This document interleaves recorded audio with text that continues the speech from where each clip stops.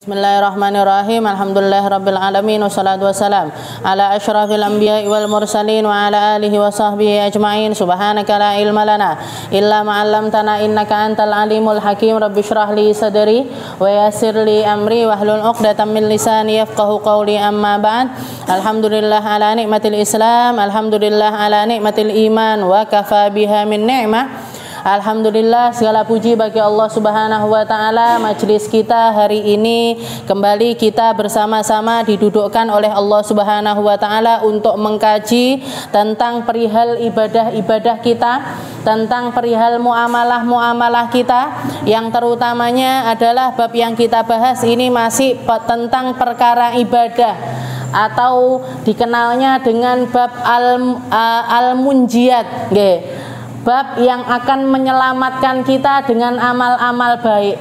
Nanti di akhir ada bab yang namanya al-muhlikat, atau perkara-perkara yang akan menjerumuskan kita ke dalam nerakanya Allah Subhanahu wa taala. Jadi untuk kita belajar menghindari, sedangkan ini adalah pelajaran kita untuk menghiasi.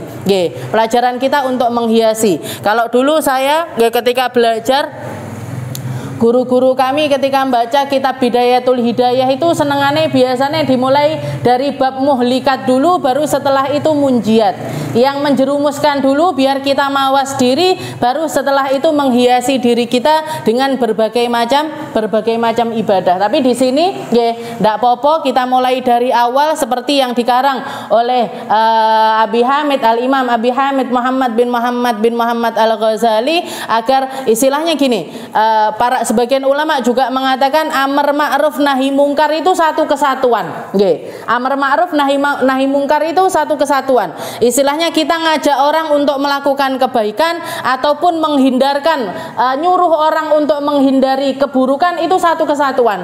Kenapa kok seperti itu? Karena ketika seseorang melakukan kebaikan, otomatis dia sedang menghindar dari keburukan.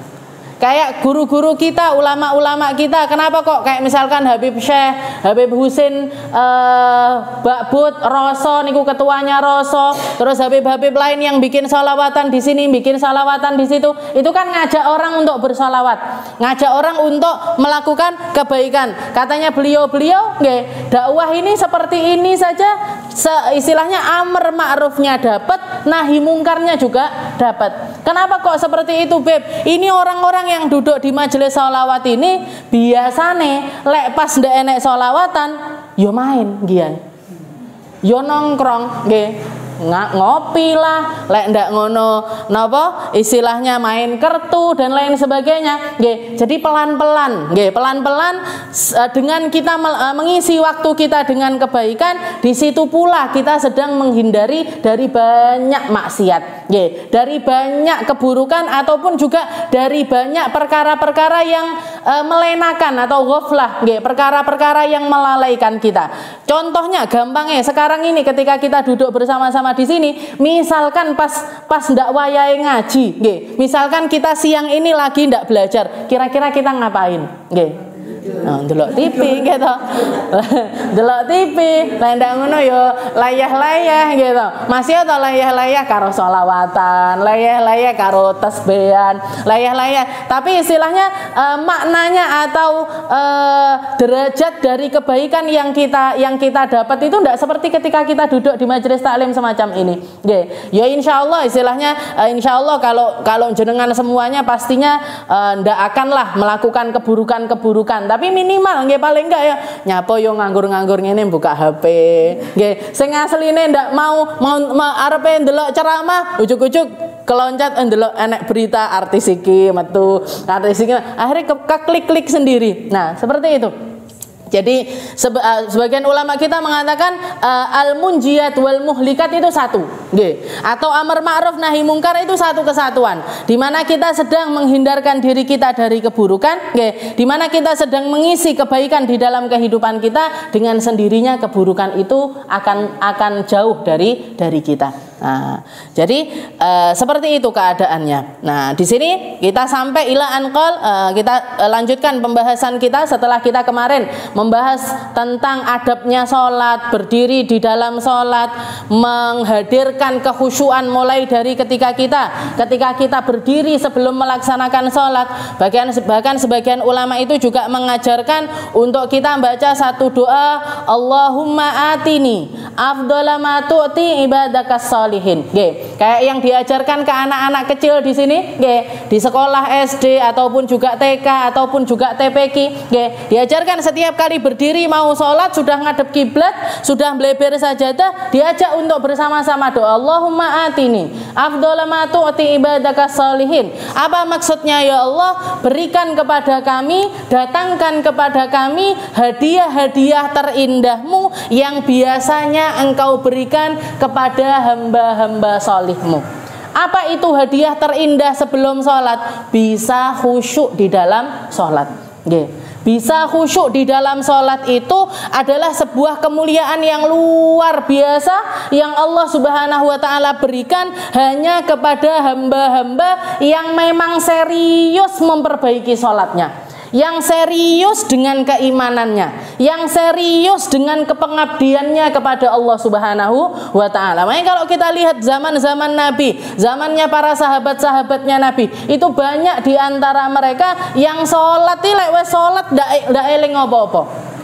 Diceritakan Sayyidina Abu Bakar As-Siddiq itu kalau berdiri di dalam sholat, berdiri di dalam sholat itu tegak lurus koyok kayu, seperti kayu, ndak obah sama sekali, ndak obah. Orang bahkan banyak di antara mereka para sahabat itu kalau udah sholat, kadang burung datang nemplok di atas kepala mereka, nemplek di atas kepala mereka. Kalau kita urung nggak gelem teko, kalau misalkan kita masuk ke, jadi misalkan ada burung di satu ruangan, kita masuk ke ruangan itu dia pilih nyalih. Kenapa? Karena burung ini tahu mana yang hatinya bersih dan mana yang hatinya nggak bersih. Mana yang hatinya fokus dan mana hatinya nggak fokus, mana yang membahayakan mereka dan mana yang tidak membahayakan mereka. Jadi para sahabat itu kalau sudah sholat, dikatakan burung datang nemplek di pundaknya, nemplek di kepalanya, nemplek di kepalanya itu nggak obah, wes koyok kayu, sudah semacam kayu. Itu sholatnya Sayyidina Abu Bakar dan para sahabat-sahabat yang lainnya, dan juga para sahabat-sahabat yang lainnya. Apa kira-kira yang bikin mereka bisa seindah itu sholatnya, bisa sealami itu di dalam sholatnya, bisa sebersih itu jadi ini benar-benar khusyuk yang dihadiahkan sama Allah Ta'ala sama hamba-hamba mulia ini seperti itu. Seperti itu. Nah, ini kita belajar, titik-titik belajar, sedikit-sedikit belajar lewat kitabnya Imam Ghazali. Beliau mengatakan jadi itu termasuk diantara adabnya berdiri terus baca doa itu, Allahumma atini afdhala ma tu'ti ibadakas sholihin. Kalau yang diajarkan sama Imam Ghazali sendiri, beliau mengajarkan sebelum sholat sempatkan untuk baca surat An-Nas. Qul a'udzu birabbin nas, malikin nas, ilahin nas, min syarril waswasil khannas. Ya Allah, saya berlindung kepada Tuhannya manusia. Qul a'udzu birabbin nas, Tuhannya manusia. Malikin nas, sang pemilik setiap kehidupan manusia. Ilahin nas, Tuhannya seluruh manusia. Ilahin nas. Dari apa kita berlindung? Sampai nyebut 3 namanya Allah Ta'ala, sampai peng 3 kali kita mentakkidkan, saya minta tolong lindungi saya. Kenapa kok sampai 3 kali? Apa yang diminta?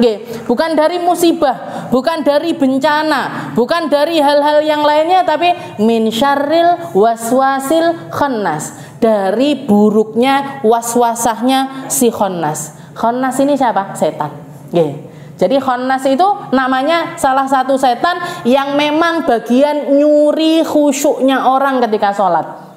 Jadi Rasulullah itu mengibaratkan orang itu kalau sholat nolah-noleh, sholat ograh-ogreh, sholat nengok sana nengok sini. Katanya Nabi, ini orang sholatnya lagi dicuri sama para setan.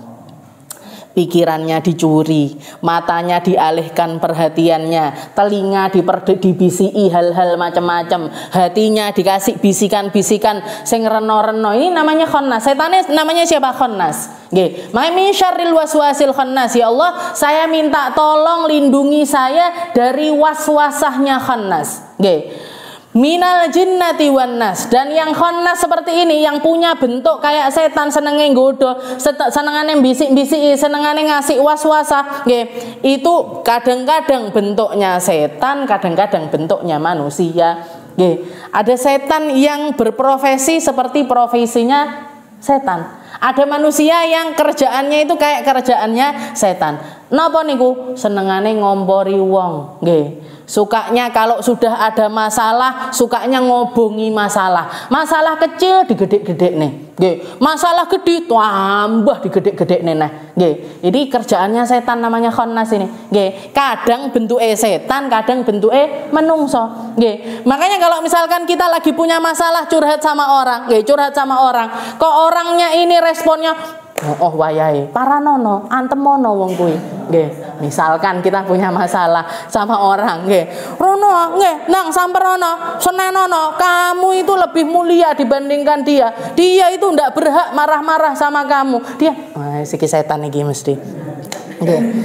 Tapi kalau kita curhat sama orang, didem-demi, dikasih solusi, dikasih ketenangan. Kita yang kita dapatkan ketenangan. Oh, ini orang-orang yang ngikuti jalannya Nabi Muhammad SAW. Seperti saya pernah dengar ada satu kiai ketika didatangi, ada orang datang sambil nangis-nangis, sambil badannya gemeteran, datang, tolong saya, kenapa kamu? Saya ditipu sama teman saya sendiri. Berapa nipunya? 100 juta. Nggih. Ditipu 100 juta, katanya kiainya bilang alhamdulillah. Nggih. Kon ngomong alhamdulillah. Ditipu 100 juta kon ngomong alhamdulillah. Kenapa kok saya harus bilang alhamdulillah? Sujukno kamu yang di alhamdulillah, kok kamu itu dijadikan sama Allah Ta'ala sebagai orang yang ditipu, bukan orang yang menipu. Nggih. Sujukno kok kamu itu, berarti itu tandanya kamu orang baik. Itu berarti tandanya kamu itu orang yang ada di jalannya Allah Subhanahu wa Ta'ala. Kenapa kamu kok sampai jadi orang yang ditipu, bukan menjadi orang yang menipu? Nggih. Jadi langsung katanya orang tersebut langsung adem. Sing pertamane dateng itu marah-marah, wes ndak iso mikir anu dan lain sebagainya, pelong langsungan. Nggih, keluar dari tempat kiai itu tadi dalam keadaan hatinya itu tenang. Alhamdulillah, ucapkan alhamdulillah karena kamu jadi orang yang ditipu, bukan menjadi orang yang menipu. Ketahuilah rasanya jadi orang tukang menipu itu ndak akan pernah ada ketenangan di dalam hati mereka seperti ketenangan yang kamu rasakan. Mereka ndak akan pernah bisa merasakan khusyuknya sholat. Masih usahane koyo opo, masih dia berusaha seperti apapun, meskipun faham sama makna-maknanya sekalipun, meskipun ngerti bahasa Arab sekalipun, tapi kalau dia jadi orang-orang yang mendolimi orang lain, jahat sama orang lain, sukanya ngambil haknya orang lain, ndak ada ketenangan di dalam hidupnya. Tidak mungkin dia menemukan ketenangan di dalam hidup meskipun banyak uang. Meskipun banyak uang, mungkin nanti dia ngerasanya gak popo aku korupsi sana korupsi sini, nanti uangnya ini tak pakai untuk jalan-jalan ke luar negeri.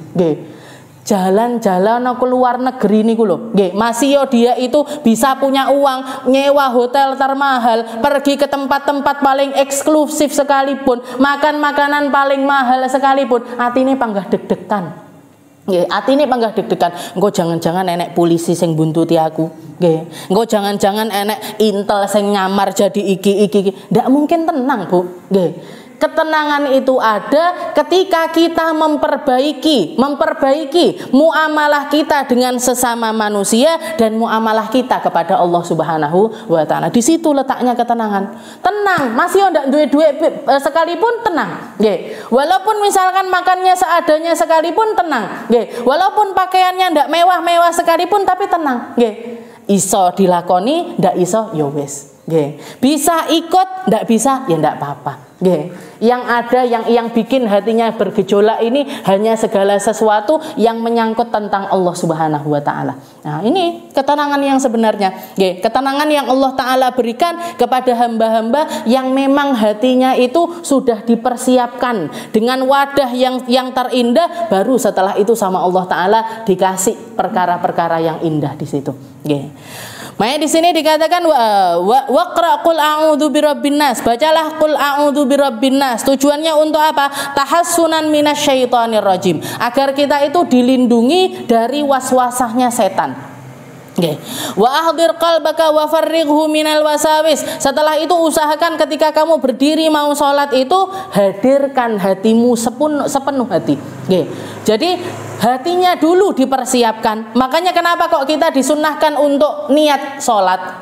Usolli fardod duhri, usolli fardol maghribi, usolli sunnatat tarawih. Kenapa? Kok kita disunnahkan? Sunnah, melafatkan itu tadi sunnah. Menghadirkannya ketika takbiratul ihram hukumnya wajib, tapi melafatkannya itu sunnah. Dan pelafatan ini dilakukan sebelum sholat, sebelum takbiratul ihram. Jadi kita berdiri tegak sambil mengatakan usolli fardo. Ya Allah, saya mau sholat fardu. Ya Allah, saya kalau misalkan orang Jawa niat engsun sholat, ngoten. Pokoknya saya niat ya Allah, sekarang saya mau melaksanakan sholat. Itu tujuannya para ulama agar hati kita sepenuh hati itu hadir. Yang sebelum masalah, misalkan sebelum sholat kita lagi ngublek masaan, apa lagi nyapu urung bar, apa isah-isah durung bar dan lain sebagainya, kita mau melaksanakan sholat, di situ kita ya Allah, saya mau sholat, saya meninggalkan semua hal yang menjadi pekerjaan saya sebelum sholat, dan sekarang saya hadirkan ruh saya, jiwa saya beserta dengan badan saya fokus untuk ngadep jenengan. Fokus untuk berdiri di hadapan Allah Subhanahu wa taala. Wa ahdir qalbaka wa farrighhu minal wasawis, dan keluarkan segala sesuatu yang bikin waswasahnya hati itu tadi, keluarkan terlebih dahulu. Hilangkan dulu. Taruh dulu sebelum kita masuk ke dalam salat. Wandur baina yaday man taqumu wa man tunaji. Setelah itu kita ngambil, ini beliau ngambil dari perkataannya Al-Imam Ali Zainal Abidin. Setiap kali beliau mau sholat, badannya itu sudah pucat. Ditanya sama murid-muridnya, wahai imam, kenapa kok bisa sampai seperti itu wahai imam? Maka beliau mengatakan, baina yadaiman aqumu wa man unaji. Saya ini habis ini mau ngadep siapa? Saya mau ngadep Tuhannya semua manusia. Saya mau ngadep Tuhannya pencipta seluruh alam semesta. Saya mau ngadep kepada zat yang paling mulia. Baina yadaiman aqumu wa man unaji. Setelah itu wastahi antunaji maulaka biqalbin ghafil, wa sadrin mashhunin biwasawisid dunya, dan malulah kamu, hadirkan rasa malu di dalam hatimu setiap kali kamu mau masuk ke dalam sholat, dan di dalam hatimu itu masih penuh dengan kelalaian-kelalaian. Malulah kamu, malu, harusnya kamu malu. Mau sholat, tapi di dalam hatimu itu masih penuh dengan perkara-perkara yang melalaikan. Wasadrin mahsyunin biwasa isid dunia, ataupun dalam keadaan hati yang masih dipenuhi dengan wasawisid dunia, wa khabaithi syahwat, ataupun juga keburukan-keburukan syahwat. Malulah kamu kepada Allah Subhanahu wa taala. Kenapa kok kita harus malu? Karena tempat ini, hati ini tempat pandangannya Allah Subhanahu wa taala. Di dalam hadisnya Nabi Muhammad mengatakan, innallaha la yanzuru ila suwarikum wala ila ajsamikum walakin yanzuru ila qulubikum wa a'malikum. Sungguh Allah taala itu tidak pernah melihat kepada zahirnya kita. Allah taala tidak pernah melihat mukenamu merek opo, sajadahmu rego piro, masjidmu sing kaya apa. Kamu sholat di masjid enek AC-ne apa ndak, enek kipase apa ndak, mike api apa ndak direken sama Allah taala. Allah taala ndak pernah melihat ila ajsamikum wala ila suwarikum. Bentuknya kamu Allah taala ndak lihat. Tempat kamu berpijak Allah taala ndak ngelihat. Pakaian yang kamu pakai seperti apa Allah taala ndak ngelihat. Walakin yanzuru ila qulubikum wa a'malikum. Yang dilihat sama Allah Ta'ala hatimu, amalmu. Hatimu, amalmu. Makanya sampai pernah diceritakan di zaman para tabi'in. Di zamannya as-salafun as-sholihin dahulu itu ada satu orang ulama yang punya kelebihan, istilahnya dikasih keramat, dikasih karomah sama Allah Ta'ala, itu bisa ngelihat setan-setan yang berkeliaran di sekitarannya. Jadi ada ulama yang karena ibadahnya, karena keilmuannya, karena ketinggian makomnya sampai bisa melihat setan-setan yang keluar masuk ataupun ada di sekelilingnya orang-orang. Maka suatu hari dikatakan tengah malam ulama ini tadi pergi ke satu musola. Pergi ke satu musolanya nggak mewah, musolanya nggak besar. Musolanya nggak besar. Datang ke musola tersebut, di dalam musola itu ada orang sholat, di sampingnya ada orang geletak tidur. Jadi ada orang sholat, di sampingnya ada orang turu, tidur di dalam masjid. Ulama ini masuk, ketika ulama ini masuk, duduk di sebelahnya pintu, tahu-tahu ada setan masuk, tahu-tahu ada setan masuk ke dalam. Setelah itu ditanya sama ulama ini, ila aina, kamu mau ngapain, kamu mau kemana? Katanya si setan ini tadi, saya mau goda orang yang lagi sholat. Saya mau bisik-bisiki orang yang sedang sholat. Sing turu ya ndak direken, wong turu, gitu. Jadi yang mau digoda adalah orang yang lagi mau sholat. Begitu dia masuk, belum nyampe ke tempatnya orang yang sholat itu tadi sudah keluar lagi. Sudah lari dia, istilahnya lari-lari kecil mau keluar dari masjid. Ditanya lagi, loh, ndak sida mau goda iki mang? Orang yang sholat ini tadi ndak jadi kamu goda. Katanya si setan, ahraqani nauma hadan naim. Katanya si setan, iya, ketika saya mau deketin orang yang sholat itu tadi, aku terbakar dengan hembusan nafasnya orang yang tidur di sebelahnya. Jadi saya ketika mau mendekat ke orang yang sholat itu tadi, saya terbakar karena kena nafasnya orang yang tidur di sebelahnya. Katanya katanya si ulama itu tambah heran lagi, loh kok bisa kayak gitu? Bukannya kamu, bukan istilahnya misalkan terbakar karena zikirnya orang yang sholat, ataupun bacaannya orang yang sholat, ataupun khusyuknya orang yang sholat, ini masuk akal. Tapi yang bikin bakar adalah nafasnya orang yang tidur. Katanya si setan, iya, karena orang itu walaupun tampaknya dia tidur, tapi dia tidur dan hatinya tetap terjaga. Dia tidur dan hatinya selalu nyambung kepada Allah Subhanahu wa Ta'ala. Maka laki-laki tersebut mengatakan, ulama tersebut mengatakan ajabani. Ini adalah satu kejadian yang menakjubkan, di mana orang tidur malah jagain orang sholat. Ada orang tidur jagain orang sholat. Tapi seperti itu haliahnya hatinya orang-orang yang istimewa. Hatinya, jadi hatinya orang dan hati itu tempat pandangannya Allah Subhanahu wa Ta'ala. Makanya para ulama mengatakan berapa banyak istilahnya ada orang-orang yang karena saking indahnya sholatnya mereka, sehingga mereka ini bisa setiap keadaannya itu seperti orang yang sholat. Seperti di dalam Al-Quran dikatakan alladzina hum ala salatihim daimun. Katanya Allah Ta'ala itu senang, Allah Ta'ala itu merahmati kepada hamba-hamba yang terus menerus sholat. Terus menerus sholat. Maksudnya terus menerus sholat ini gimana? Apa sholat salam, sholat ne salam, boten.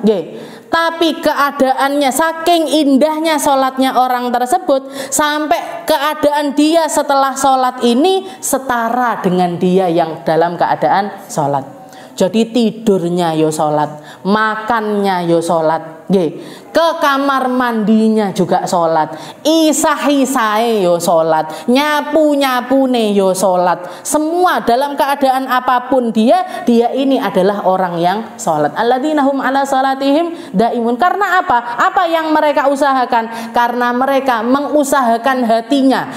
Jadi dimulai dari hati yang ditata setiap kali sebelum sholat, akhirnya karena itu menjadi sesuatu yang istiqomah, jadi setiap sholat khusyuk, setiap sholat khusyuk, setiap sholat khusyuk. Akhirnya sama Allah Ta'ala di luar sholat sekalipun, sama Allah Ta'ala hatinya dikasih ketenangan, hatinya dikasih kekhusyuan. Makanya ulama-ulama itu kenapa dalam keadaan apapun kita bisa bertanya kepada mereka. Mereka lagi ngeletak-ngeletak kah, mereka baru bangun tidur kah, mereka lagi kerja kah, mereka lagi jogo toko sekalipun, jaga pasar sekalipun, kita tetap bisa bertanya kepada mereka. Kenapa? Karena dalam keadaan apapun mereka adalah orang-orang yang hatinya itu dihidupkan sama Allah Ta'ala. Hatinya itu dihidupkan. Dan kalau orang sudah hatinya hidup, seperti yang kita baca di dalam surat Al-Kahfi. Di dalam surat Al-Kahfi ini ada kisah di mana 7 orang pemuda lari delik di dalam gua untuk menyelamatkan agamanya mereka. Untuk menyelamatkan agamanya mereka. Setelah itu, begitu mereka masuk gunung, sama Allah Ta'ala pintu gunungnya itu ditutup pakai batu besar. Dan dikatakan semenjak hari itu, ketika mereka sudah ada di dalam gua, Allah Ta'ala naruh ar-ru'ba, rasa takut kepada orang-orang sekitar daerah tersebut. Jadi sekiranya ada orang datang, setiap kali ada orang datang ke situ merinding ngalih, datang lagi merinding ngalih, akhirnya tidak ketangkep. Jadi ini istilahnya gini, sama. Orang-orang di dalam gua itu mereka sedang tidur, orang yang hidup mau datang ke sana, sama Allah Ta'ala dikasih rasa takut kepada mereka. Jadi orang tidur ini tadi, orang-orang yang tidur ini tadi, karena keistimewaan hati mereka, Allah Ta'ala jadikan yang sekitarnya ini takut kepada mereka. Takut kepada mereka. Itu yang biasa kita sebut haibatul ulama. Haibahnya para ulamanya Allah Ta'ala, haibahnya para wali-walinya Allah Subhanahu wa Ta'ala. Ada rasanya, enek rasane. Jangan ngelihat Ampel itu, makom Ampel, di daerah Ampelnya kita datang itu seneng, hati wes adem, moco-moco neng kono betah banget. Metu titik loh, wes kemerungsung neh, apa di luarnya itu, wong dodol iki, wong bengok-bengok ngene, wong bengok-bengok ngene gitu. Padahal tempatnya dekat, antara makomnya para ulama ini tadi sama pasar-pasar itu dekat sekali. Ini juga saya sempat merasakan ketika di Zambal, jadi di Hadramut sana itu, di Tarim itu ada satu makom khusus makomnya para habaib. Jadi yang dimakomkan di situ itu semuanya para keturunannya Rasulullah SAW. Kalau enggak gitu orang-orang yang mati syahid, orang-orang yang meninggalnya itu dalam keadaan syahid juga dimakomkan di situ, namanya Zambal. Di depannya ada lagi makom namanya Furaid. Furaid itu makomnya orang-orang umum. Pemakaman umumnya itu depannya, jadi berseberangan. Jadi sini Zambal, sini Furaid. Ulun, saya setiap kali ziarah ke sana, rasanya koyo ndak neng gone kuburan, rasanya koyo neng masjid. Rasanya itu sampai rasanya itu kayak di dalam masjid. Ulun bolak-balik keturun neng gone kuburan. Jadi di kuburan itu wong-wong wiritan saking suwine, kadang-kadang baca Yasin, baca ini hataman dan lain sebagainya, keturun di atas makom itu ketiduran. Jajal pian ning gone patian kono. Geletak.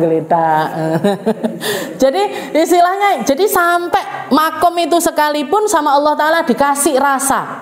Karena apa? Rasa itu dari mana? Rasa itu dari hatinya orang yang dikuburkan di tempat tersebut. Ada satu kejadian di Zambal itu, ada satu orang baca Al-Quran, baca Al-Quran di makom, sampai nyampe ke satu ayat yang mengatakan wa minhum syaqiyyu wa sa'id, wa minhum syaqiyyu wa sa'id, wa minhum. Jadi ketika baca ayat tersebut, maknanya itu di antara manusia di antara seluruh keturunannya Adam, di antara semua manusia yang pernah diciptakan sama Allah Ta'ala, itu sebagian di antara mereka adalah orang yang selamat, sebagian lagi orang yang celaka.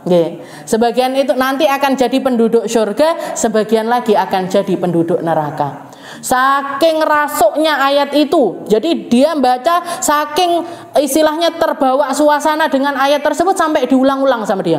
Wa minhum syaqiyyu wa sa'id, wa minhum syaqiyyu wa sa'id, wa minhum syaqiyyu wa sa'id, diulang-ulang keturun. Ketiduran orang itu sambil membaca ayat terakhirnya itu tadi, wa minhum syaqiyyu wa sa'id. Begitu dia tidur, tidur langsung di dalam mimpinya ini, di dalam mimpinya ini seakan-akan seluruh orang-orang yang dimakamkan di Zambal itu semuanya keluar. Semua keluar dari kuburannya masing-masing. Setelah itu mengatakan kepada laki-laki tersebut, laisa minha syaqiyyun. Tidak ada seorang pun yang dikubur di tempat ini yang jadi penduduk neraka, tidak ada. Bal humus su'ada. Tapi semua yang dikubur di sini semuanya adalah ahli surga. Semuanya adalah orang-orang yang selamat. Semuanya adalah orang-orang yang tinggi derajatnya di sisi Allah Subhanahu. Jadi mereka keluar sambil mengatakan kepada laki-laki tersebut, laisa minna syaqiyyun. Nggak ada seorang pun di sini, baik laki-laki ataupun perempuan yang dikuburkan di sini itu yang syaqi itu nggak ada. Yang ahli neraka itu nggak ada. Semuanya adalah para penduduk surga. Seperti ini. Langsung bangun dia, bangun dia. Setelah itu diceritakan hal itu kepada orang-orang yang ada di sekitarnya. Jadi diimpeni sama orang-orang yang ada di tempat tersebut. Jadi itu banyak kejadian seperti itu tuh banyak sekali di Zambal itu tadi. Makanya muga-muga ada iso ziarah terus. Melek apa ndak? Wa masyhurun biwasa'i fi dunya wa khaba'ithi syahwat. Jadi yang kita cari adalah hati kita, yang kita benahi adalah hati kita. Diusahakan jadi istilahnya gini, saya kalau mau memperbaiki hidup saya kalau mau memperbaiki alur hidup saya, kalau saya pengen nyari jalan yang benar, nyari jalan yang lurus, nyari jalan yang tentram, menuju Allah Subhanahu wa taala, ini saya harus mulai dari mana? Ini saya harus mulai dari mana? Mulailah untuk memperbaiki sholat, mulailah untuk membenahi sholat, bukan luarannya yang dibenahi, tapi dalamnya. Dalamnya dimulai dari berdiri. Saya berdiri, usolli fardhu, saya niat sholat. Ya Allah, saya benar-benar mau sholat dan saya akan mengeluarkan semua apapun hal-hal yang membuat hati saya ini penuh dengan kekhawatiran. Penuh dengan saya hilangkan semuanya, saya fokus kepada Allah Subhanahu wa taala.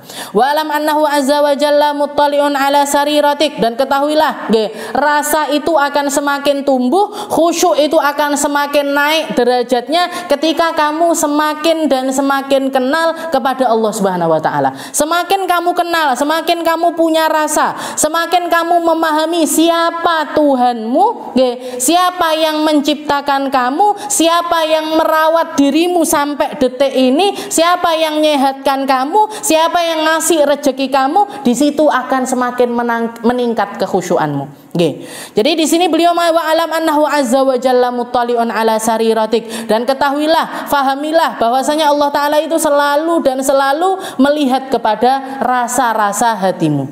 Wa nadhirun ila qalbik, memandang kepada hatimu. Wa inna ma yataqabbalullahu salatahu biqadri khusyu'ika wa tawadhu'ika wa khudu'ika wa tadarru'ika. Dan sesungguhnya Allah taala itu menerima salatnya seorang hamba sekadar atau setara, pahala yang Allah taala berikan kepada salatnya setiap orang itu setara dengan khusyuknya mereka, setara dengan khudu'nya mereka, tenangnya mereka, setara dengan rendah hatinya mereka, setara dengan rasa-rasa yang mereka hadirkan di dalam hatinya. Itu setara. Makanya sholatnya setiap orang itu berbeda.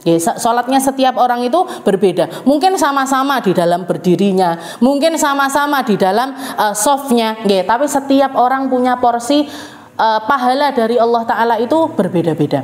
Dan itu bisa naik derajatnya ketika kita mengenal sama Allah Ta'ala, betapa baiknya Allah Ta'ala. Istilahnya gini, ketika kita sholat kita hadirkan, ya Allah, saya membaca Fatihah dengan lisanmu, dengan mulut yang engkau anugerahkan kepadaku, dengan mulut yang biasa saya pakai untuk mencaci maki orang ini, tapi jenengan tidak mencabut nikmat lisan saya sehingga sampai detik ini saya masih bisa baca Fatihah.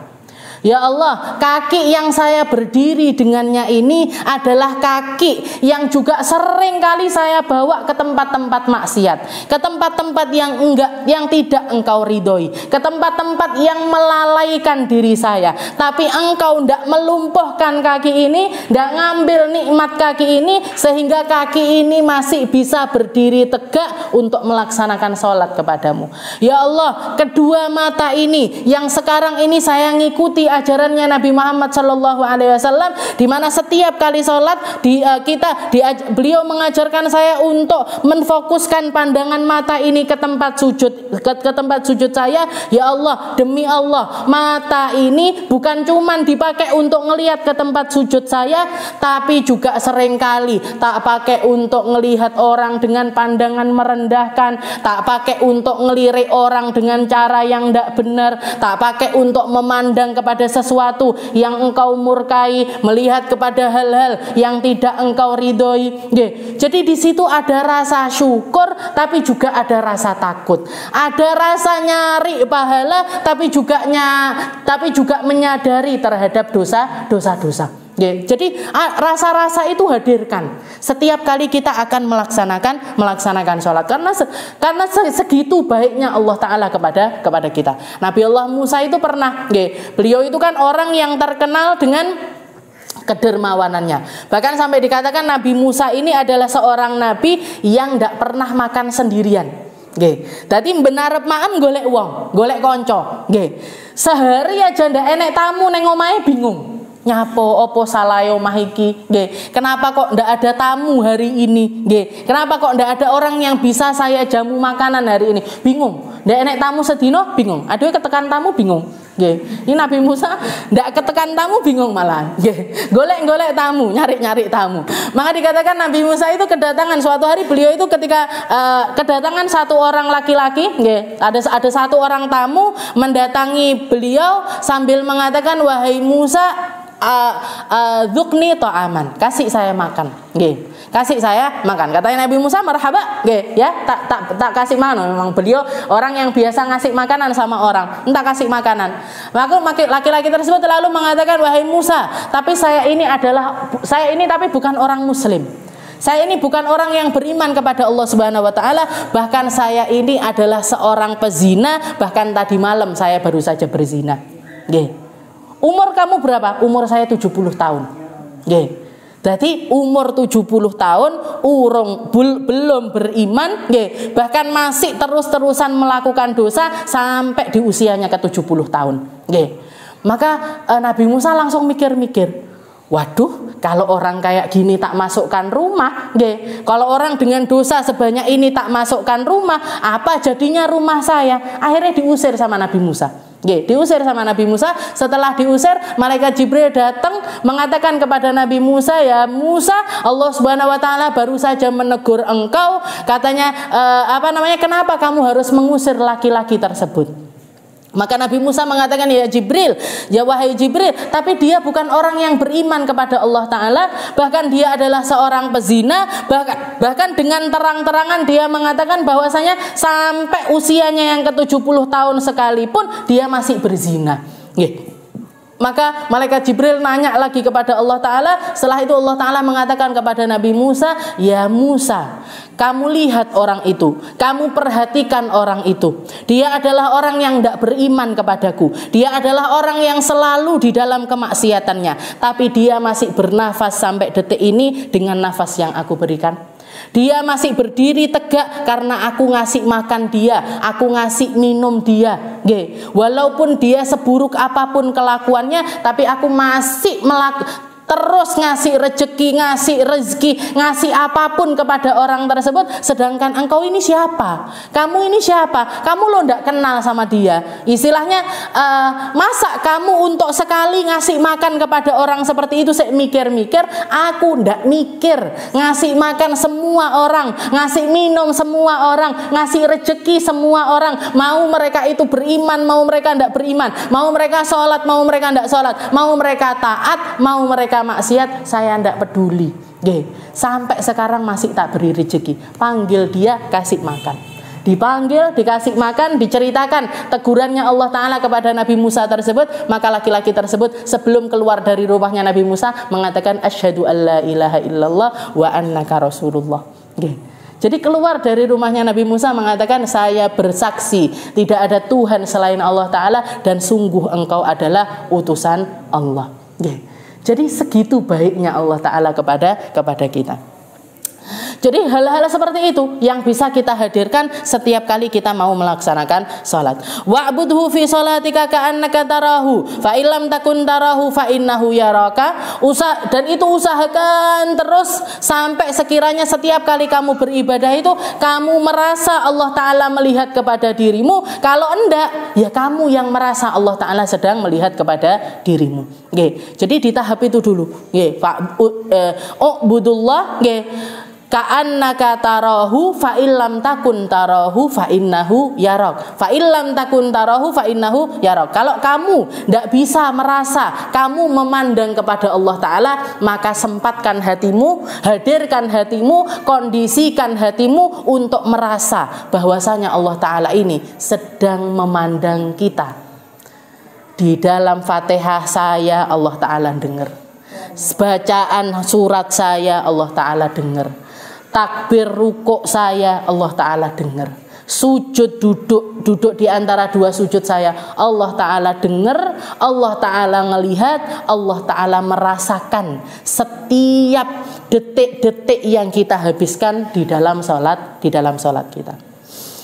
Fa illam yahdur qalbuka fahadhihi liqusuri ma'rifatika bijalalillahi ta'ala. Kalau kamu masih terus-terusan belum bisa khusyuk, ketahuilah kuncinya. Jadi kalau kita mau nyembuhin, kenapa saya kok enggak bisa khusyuk? Karena saking enggak ngertinya kita terhadap kemuliaannya Allah Ta'ala, saking tidak fahamnya kita dengan muamalahnya Allah Ta'ala kepada kita, saking tidak merasanya kita dengan semua hal yang telah Allah karuniakan kepada kita. Dan ketika kita tidak bisa merasakan rasa-rasa tersebut, itu menunjukkan kalau kita orang yang tidak ada syukur-syukurnya kepada Allah, kurang terima kasihnya kita kepada Allah, kurang rasa rasa di dalam hati kita untuk membalas setiap kebaikan-kebaikan yang Allah Subhanahu wa Ta'ala berikan kepada kita. Rasakan, pikirkan, renungkan terhadap diri kita masing-masing. Ya Allah, betapa tidak tahu dirinya saya, betapa saya ini orang-orang yang tidak ngerti terima kasih, tidak paham caranya terima kasih. Dari 24 jam yang Allah Ta'ala karuniakan kepada saya, 5 menit kali 5. 5 menit kali 5. Kalau sholat kita itu setiap sholatnya itu 5 menit. Berarti pinten? 25 menit mekan. Dari 24 jam yang Allah, tidak sampai sak jam. Tidak sampai sak jam. Kita masih tidak bisa terima kasih dengan benar kepada Allah Ta'ala di 5 menit tersebut, kebacut. Kita masih tidak bisa merasakan nikmatnya berduaan sama Allah Ta'ala di 5 menit tersebut, keterlaluan. Jadi kalau kita mau menyembuhkan enggak khusyuknya kita, enggak rasa-rasa yang enggak benar di dalam hati kita, kuncinya ada di pengetahuan kita terhadap setiap kemuliaan-kemuliaan Allah Subhanahu wa Ta'ala. Kulaane neng di, kulaannya di majelis-majelis semacam ini.